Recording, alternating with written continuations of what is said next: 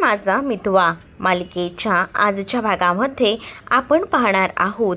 अर्णव आता ईश्वरीवर चिडलेला असतो. ईश्वरीला तो म्हणत असतो की मला ना तू आता काही सांगू नको, मला तुझं काही देखील ऐकायचं नाही आहे, कारण मी माझ्या भावाच्या बाबतीत ना कोणताही निर्णय घेणार नाही आहे. कारण तुझं आतापर्यंत खूप ऐकलं, पण इथून पुढे मी तुझी कोणतीही गोष्ट ऐकणार नाही, असं देखील ठामपणे आता अर्णव सांगू लागतो. आणि त्यामुळे आता ईश्वरी नाराज असते. ईश्वरीला कळत नसतं की कसं आता सगळ्यांना मनवायचं ते, कारण आकाश आणि नम्रताचं लग्न जे आहे ते व्हायला हवं. दुसरीकडे आकाश देखील नम्रताला समजवायचं, तिच्याशी बोलण्याचा प्रयत्न करतो. आता ऐकण्याच्या मनस्थितीत नसते. तिने सरळ सांगितलेलं असतं की मला आता काही देखील ऐकून घ्यायचं नाही आहे, आता बस झालं, पुरे झालं, आता मी जाते, असं बोलून नम्रता निघून जाते. आकाश मात्र तिला थांबवायचा प्रयत्न करतो, पण तिकडे काही आकाशच्या समोर नम्रता थांबत नाही, ती घरी निघून जाते. आता हे सगळं ईश्वरी पाहते. ईश्वरी आता आकाशकडे जाते. ईश्वरी आकाशला समजवायचा प्रयत्न करते. मग आकाशही आता ईश्वरीशी बोलत नाही. या सगळ्यांना असंच वाटत असतं की या सगळ्याला जबाबदार ईश्वरी आहे, कारण ईश्वरीने अर्णवसोबत बोलणं केलं नव्हतं. जर ईश्वरी अर्णवसोबत बोलली असती तर आज हे दिवस बघायलाच मिळाले नसते, असा काहीचा विचार आता त्यांचा असतो. म्हणूनच आता आकाश आणि नम्रता दोघंही जण ईश्वरीवर नाराज असतात. ईश्वरी रडत असते आणि तेवढ्यातच तिथे राकेश आलेला असतो. आणि राकेश जेव्हा आता तिथे येतो तेव्हा मात्र आता तो सावरायचा प्रयत्न करू लागलेला असतो. म्हणजेच आता राकेश लगेचच ईश्वरीला एका ज्यूसचा ग्लास देतो आणि तो ज्यूसचा ग्लास देत आता म्हणत असतो की घे, हा ज्यूसचा ग्लास खास तुझ्यासाठी आहे. आणि खरं तर ना मला असं वाटलं होतं की तुला आधार द्यायला घरातले कोणी ना कोणी असतील, पण मला आता कळलेलं आहे की या घरात ना तुला आधार देण्यासारखं असं कोणीच नाही आहे, त्यामुळे मी आहे तुला आधार द्यायला. तुला असं वाटलं होतं असेल ना की अर्णव नक्कीच तुझ्या पाठीशी उभा राहील, पण बघितलंस ना अर्णवसुद्धा कसा निघाला ते बघ. तुला विश्वास नसेल बाकी कोणावर, तर माझ्यावर तरी निदान विश्वास ठेव, मी तुझी साथ कधीही सोडणार नाही, असं देखील आता राकेश बोलत असतो. कारण बघितलंस ना इथे तर सगळ्यांनी किती मोठमोठ्याने तुला म्हटलं होतं की तुझ्या मनातली इच्छा सांग, आम्ही तुझी इच्छा पूर्ण करतो आणि हे ते. मग तुला काय दिलं ग या घरच्यांनी? काहीच नाही ना, पण माझ्याकडे जर असेल ना तर मी तुला ना भरच काही देऊ शकतो, असं देखील आता राकेश ईश्वरीला बोलत असतो. ईश्वरीला आता या सगळ्याचा राग येतो. ईश्वरी रागारागात आता त्याच्या हातामध्ये जो ग्लास असतो तो समोर असं फेकून देते. त्याच्या तोंडावर न फेकता तिने आता तो ग्लास समोर फेकून दिलेला असतो. त्यावर राकेश म्हणत असतो की हे काय, आज माझ्या इंदोरी जिलेबीचा इतका राग, आणि तिने तो ग्लास माझ्या तोंडावर न फेकता समोर फेकलाय. वा रे पा, म्हणजे इंदोरी जिलेबी माझ्या प्रेमात पडत चालली की काय, असंही आता मुद्दामून तो टोमणे मारत बोलत असतो. त्याच वेळेला आता ईश्वरी चिडलेली असते आणि ईश्वरी आता सगळा राग काढायचं ठरवते. कारण ईश्वरीला काही झालं तरी अर्णववर प्रेम होतं आणि या राकेशचा तिला तिरस्कार होता. पण आज हाच राकेश एवढं सगळं बोलत होता ना, त्यामुळे आता या सगळ्या गोष्टी एकदमच विचित्र पद्धतीने घडत होत्या. मग इथे कुठेतरी थांबायला हवं. म्हणूनच आता ईश्वरी म्हणत असते की तू मला आधार द्यायची आणि काहीच बोलायची गरज नाही आहे. माझा आधार आहे ना, मी माझा बरोबर शोधते आणि अर्णव सर आहेत ना माझ्यासाठी पुरेसे आहेत. या आधीही मी तुला हेच सांगितलं आहे आणि इथून पुढेही मी तुला हेच सांगते, तुझ्याकडे ना कधीही मी येणार नाही. अर्णव सरच माझं आयुष्य आहेत आणि अर्णव सरच माझा शेवट आहे, असं देखील ईश्वरीला आता या राकेशला सांगायचं असतं. पण हा राकेश जो आहे ना तो मात्र एवढं सगळं ईश्वरी अपमान करूनसुद्धा आता तो तिच्या जवळजवळच जात असतो. पण ईश्वरीसुद्धा तितकीच हुशार, ती आता या राकेशला एका बोटावर अशी थिरकावते ना की तो देखील आता शांतच बसतो. त्याच्याकडेही आता दुसरा पर्याय उरलेला नसतो. तर आता या सगळ्या गोष्टी एवढ्या होत असतानाच ईश्वरीने आता या राकेशला धमकीही दिलेली असते. नाही ना तुझी सगळी जी पापं आहेत ती खणून काढली ना तर माझं नाव देखील मी ईश्वरी लावणार नाही, कारण अर्णव सर आणि मी या तयारीतच आहोत, असं बोलून आता इकडनं ईश्वरी निघून जाते. तर दुसरीकडे मात्र आता राकेश म्हणत असतो की कितीही माझी पापं तुम्ही शोधून काढायचा प्रयत्न करा, तुम्हाला ती पापं खणून काढलात ना तरीसुद्धा सापडणार नाही आहेत, असंही काहीसं आता तो म्हणत असतो. तर दुसरीकडे मात्र आता पोलीस जिथे आता ह्याने राकेशने पापं करून ठेवलेली असतात ना तीच खणून काढत असतात. म्हणजे जवळजवळ एका जागी एक डेड बॉडी जी आहे ती पुरून ठेवलेली असते आणि त्या डेड बॉडीसाठीच आता ते पोलीस आलेले असतात. त्यांना खबर लागलेली असते की इथे काहीतरी पुरून ठेवलेलं आहे आणि त्या जमिनीमध्ये आता एका बॅगमध्ये ती डेड बॉडी ठेवलेली असते आणि त्याच वेळेला बॅग वगैरे उघडायला पोलीस हवालदारांना सांगतात आणि जेव्हा ती बॅग उघडली जाते ना तेव्हा त्या बॅगेमध्ये डेड बॉडी सापडते आणि ती डेड बॉडी बघून ना पोलिसांना संशय येऊ लागतो. ही एक स्त्रीची डेड बॉडी आहे कारण साडी त्यांना दिसते आणि ती डेड बॉडी जवळजवळ 10 महिने झाले असतील असं त्यांना प्रत्यक्ष दिसत असतं त्या डेड बॉडीची अवस्था बघून. पण त्यामध्ये ना एक पाकिट असतं आणि पाकिटात असणारं कार्ड ते म्हणजे सात्विक फॅशनचं. सात्विक फॅशन हे नाव कुठेतरी ऐकल्यासारखं वाटतंय असं देखील आता ते पोलीस म्हणत असतात आणि त्याच वेळेला आता ते या सगळ्याचा सखोल अभ्यास करणार असतात. ही जी डेड बॉडी आहे ती दुसरी तिसरी कोणी नाही तर त्या विशाखाची आहे, ज्या विशाखाला यांनी मारलेलं होतं आणि त्या विशाखाची डेड बॉडी आता इथं पुरून ठेवलेली असते. तिकडे आता बोलणं सुरू असतं साखरपुड्याचं आणि त्याच वेळेला आता एंगेजमेंट आपण उरकून टाकूया कारण लग्न जरी उशिरा केलं तर निदान एंगेजमेंट करून घेतली तरीही चालेल असंही आता म्हटलं जात असतं. मग कशी करायची तयारी, काय काय नेमकं करायचं आहे याबद्दल जरा सांगता का, म्हणजे तसं आपण नियोजन करून घेऊया. मग आता एवढी काय घाई आहे, आपण थोड्या दिवसांनी करूया ना. आणि तसंही आकाशराव कुठे दिसत नाही आहेत. मग आता मामा बोलायला जाणार तितक्यातच लगेच वल्लरी म्हणत असते की त्याला एका US क्लायंटचा कॉल आला आहे ना म्हणून तो त्यांच्याशी बोलतोय, बाकी सगळं ठीक आहे. म्हणजे त्यांचा मूड बघता आम्हाला असं वाटलं की ते ह्या सगळ्यासाठी तयार आहेत ना. ते काही ना त्याच्यासाठी सुद्धा हा धक्का आहे कारण त्याचं लग्न मी अचानक ठरवलेलं असलं तरीसुद्धा त्याला आनंदाचा धक्का बसला आहे कारण त्याला मेघना खूप जास्त आवडली असणार आहे हे मी तरी समजते. तरी इथे मेघना जी आहे ती आता खूप जास्त लाजत असते आणि त्याच वेळेला आता इकडे बोलणं सुरू असतं आणि ते आता ठरवत असतात की आपण साखरपुडा लवकरात लवकर उरकून घ्यायचा. पण मुलीकडच्यांना हा साखरपुडा लवकरात लवकर नको असतो आणि त्यामुळेच ना आता ते म्हणत असतात की नको एवढी काही काय आहे, आपण थोडे दिवस थांबूया कारण आमची एकुलती एक मुलगी आहे आणि आमची असेच समज आहे की काही झालं तरी मुलीची बाजू आहे आमची आणि त्यामुळे आम्हाला एकुलती एक मुलगी असल्यामुळे खूप धुमधडाक्यात सगळं काही करायचं आहे. त्यामुळे आपण थोडा वेळ थांबूया का. पण नको, आपण लग्न जे आहे ते एकदम व्यवस्थित करूया, छान करूया. साखरपुडा हा आमच्याकडनं असतो त्याच्यामुळे आपण हा साखरपुडा इथेच करूया असंही ठरलं जातं. साखरपुड्याची तयारी 2 दिवसात करायची जिम्मेदारी माझी असं देखील आता अर्णव स्वतःवर जबाबदारी घेऊ लागतो. दुसरीकडे आता नम्रताला कंटिन्यू कॉल आता आकाश करत असतो पण आता नम्रता कॉल रिसीव करत नसते. नम्रता सारखे आकाशचे फोन कट करत असते. त्यामुळे आकाश आता एकदमच हतबल झालेला असतो. त्यालाही कळत नसतं की काय करावं आणि त्यामुळेच ना आता तो एकदम रडकुंडीला येतो. पण आता इथे नम्रताकडे सुद्धा ऑप्शन नसतो. नम्रता विचार करते की जर आकाशचं लग्न जर त्याच्या आईनं ठरवलं असेल तर त्याने तिथंच लग्न करायला हवं. उगाच आता आमच्यामुळे वाद नको आणि म्हणूनच ती आता त्याच्याशी सगळं काही करणं टाळत असते. पण तिचं मनही या सगळ्यासाठी तयार होत नसतं. पण काय करणार, दुसरा ऑप्शन नसतो. जर ती पुन्हा त्याच्याशी बोलत राहिली तर ती त्याच्यात गुंतत जाणार हेही तिला माहिती होतं आणि म्हणूनच ती आता ठरवते की आपण फोन न उचलता ह्याच्यामध्ये जास्त गुंतवूया नको. पण तरीसुद्धा आता ती एकदा सारखे कॉल ते म्हणून नम्रता शेवटी लास्टच्या क्षणाला फोन रिसीव करते आणि ती आता आकाशसोबत बोलत असते. आकाशला ती सांगत असते की आता सगळं संपले, काय उपयोग आहे आपण बोलून. आणि आकाश म्हणत असतो की नाही मी काहीतरी प्रयत्न करतो. पण नम्रता आता डायरेक्टली फोन कट करून देते.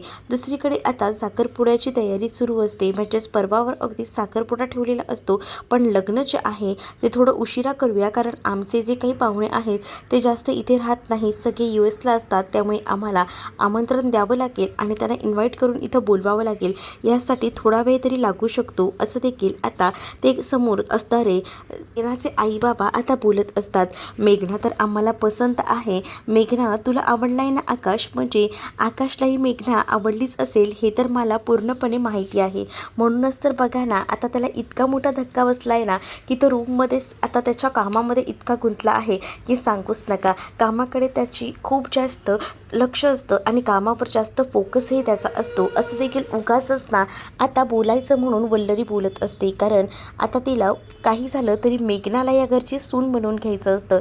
सदावर्ते हे खूप जास्त पैसेवाले असतात आणि त्यांची एकुलती एक मुलगी आपल्या घरात आली तर आपलं सोनंच होईल असा विचार वल्लरी करत असते आणि त्यामुळे मेघनाला सुद्धा ती आपलंसं करत असते. मेघना खरंच खूप गोड मुलगी आहे आणि ती आकाशसोबत सुखाचा संसार करू शकेल आणि आमच्या आकाशला सुद्धा मेघना खूप जास्त आवडली हे तर मला माहिती आहे, असंही आता इथे वल्लरी म्हणत असते. ईश्वरी हे सगळं बघून मात्र आता हतबल झालेली असते. तिला आता कळत नसतं की काय करावं. तिला राग येत असतो. तर दुसरीकडे राकेश मात्र आता म्हणत असतो की वा, मामीने काय गेम केला आहे, म्हणजे नम्रता आणि आकाशचं एकमेकांवर प्रेम आहे, पण एवढी घाई आता करतायत ना की लगेच उद्यावरच हा साखरपुडा ठेवला आहे. कमाल झाली या मामींची, असंही आता राकेश म्हणत असतो. दुसरीकडे सदावर्ते हे ती खूप खुश असतात, कारण त्यांची मुलगी आता एका मोठ्या घरात जाणार असते आणि त्यामुळे आता त्यांच्या चेहऱ्यावरचा आनंद सांगत असतो.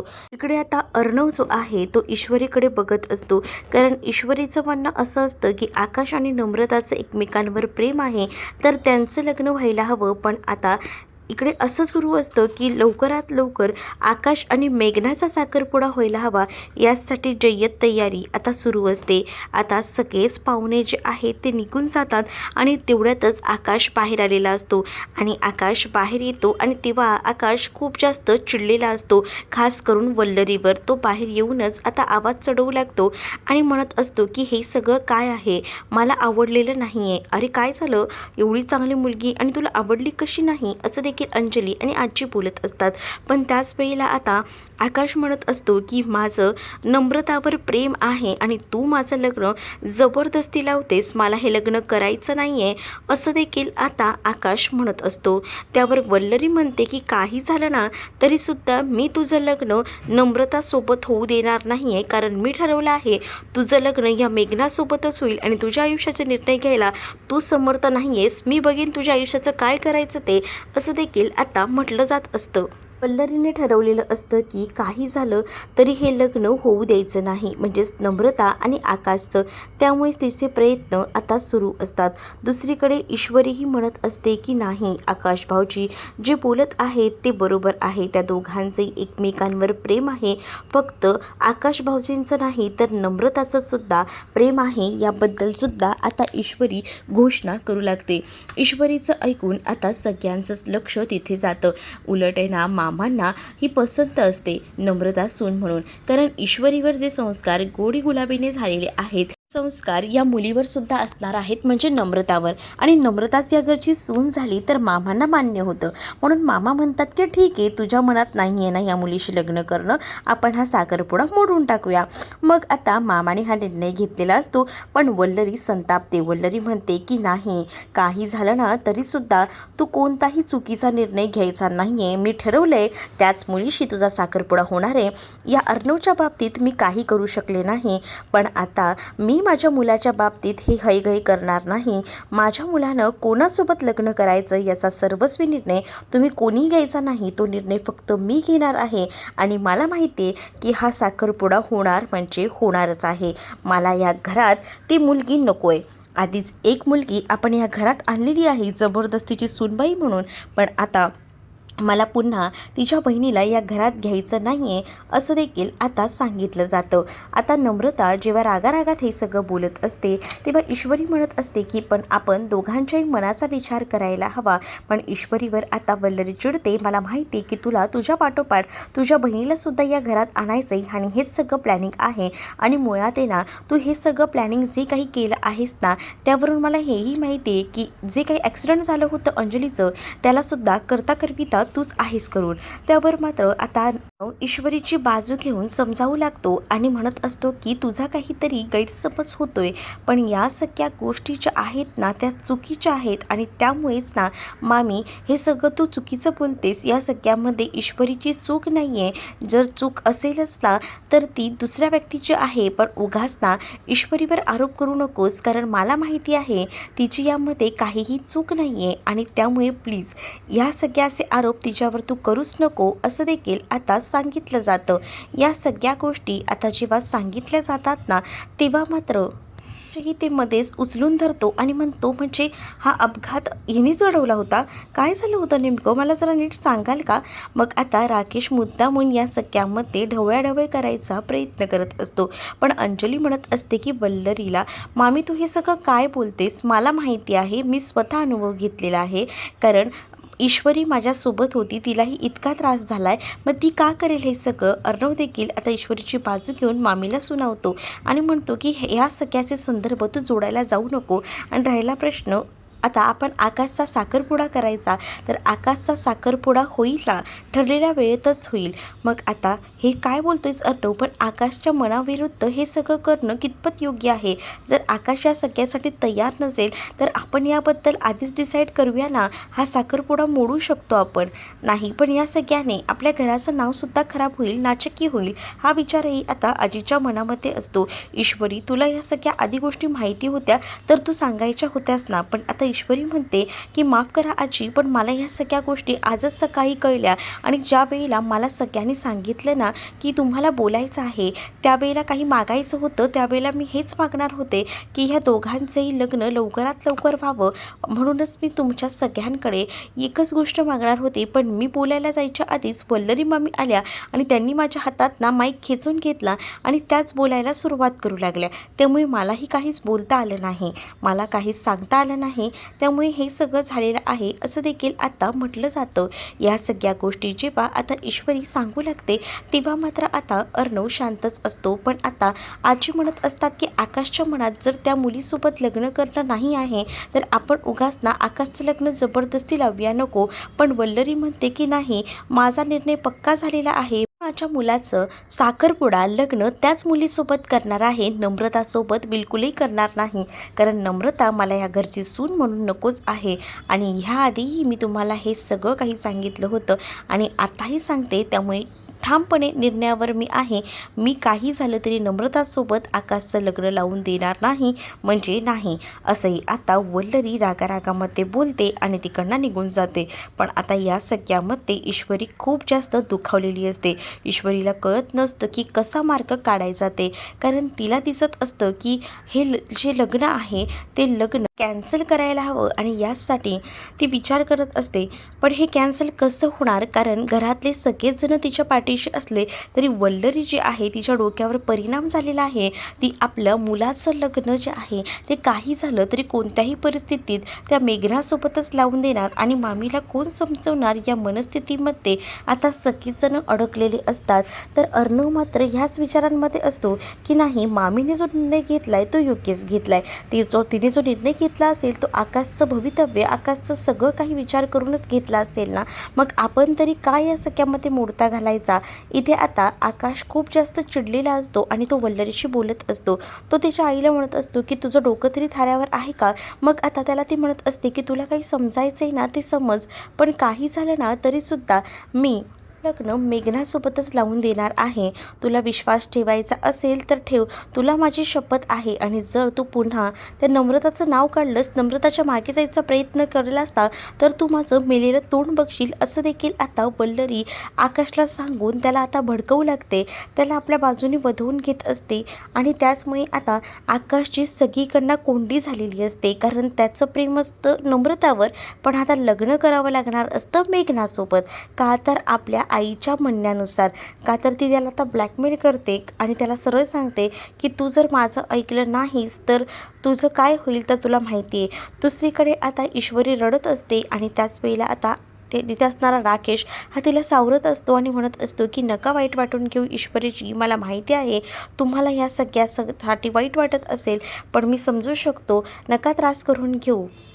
कारण मामींना समजवणं गरजेचं आहे. मामींच्या डोक्यावर परिणाम झाल्यासारख्या मामी वागतायत, पण यावर आपण मार्ग काढूया असं देखील आता म्हटलं जातं.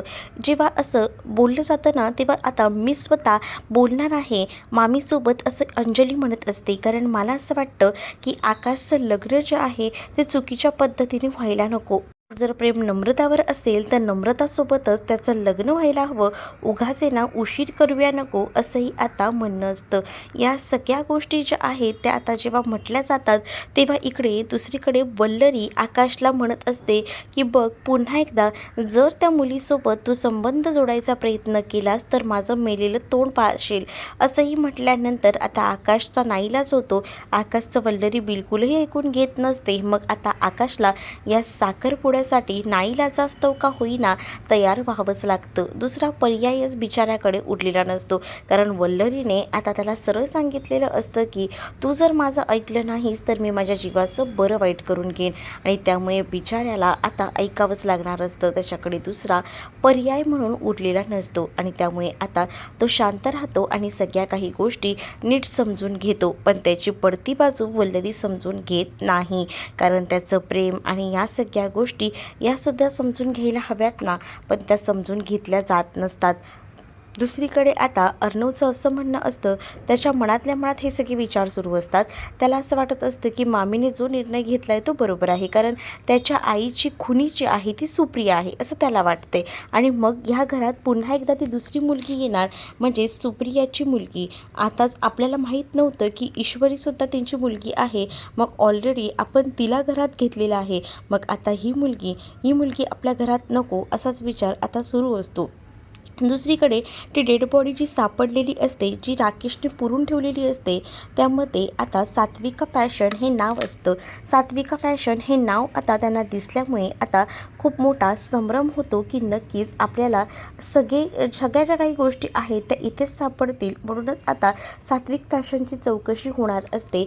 पोलिसांच्या हाती ते कार्ड लागलेलं असतं. दुसरीकडे अर्णव रूममध्ये असतो.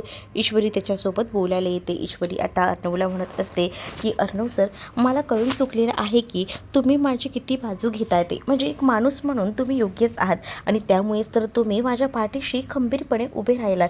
कारण मला असं वाटतं ना की तुम्ही ज्या काही गोष्टी केल्यात त्यामध्ये मामी माझ्यावर आरोप करत होत्या आणि त्या म्हणत होत्या की हे सगळं काही बरोबर नाही आहे, चुकीचं आहे. पण तरीसुद्धा तुम्ही माझ्या पाठीशी ह्या सगळ्यामध्ये उभे राहिलात. त्यावर तुमचं माझ्याविषयीचं प्रेम, माझ्याविषयीच्या भावना सगळ्या कळल्या.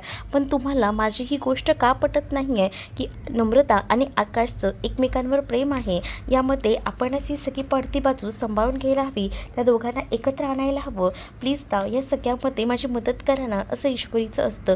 पण आता जेव्हा या सगळ्या गोष्टी ईश्वरी बोलते तेव्हा मात्र अर्णव तिला म्हणतो की या सगळ्यामध्ये मी तुला फक्त याच ह्याच्यामुळे तुझी बाजू घेतली होती मामीसमोर की मला माहिती आहे की ॲक्सिडेंट तू घडवला नव्हता, तो मुद्दामून ना या राकेशने घडवून आणला होता आणि याबद्दल मला माहिती होतं. त्यामुळे मी तुझी तिथं बाजू घेतली. बाकी मला तुझी बाजू घेण्यासारखं वेगळं असं विशेष असं काही वाटलं नाही. आणि राहिला प्रश्न तू त्या गोष्टी बोलतेस त्याचा, पण काही झालं तर तरीसुद्धा ना मी ठरवले आणि लग्न जे होईल ते आकाश आणि मेघनाचंच होईल.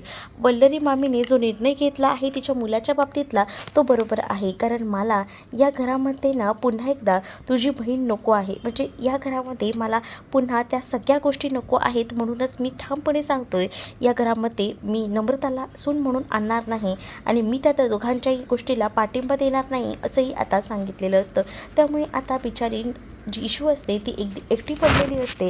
तिला आता कळत नसतं की काय करावं ते. कारण तिच्याकडे दुसरा पर्याय नसतो.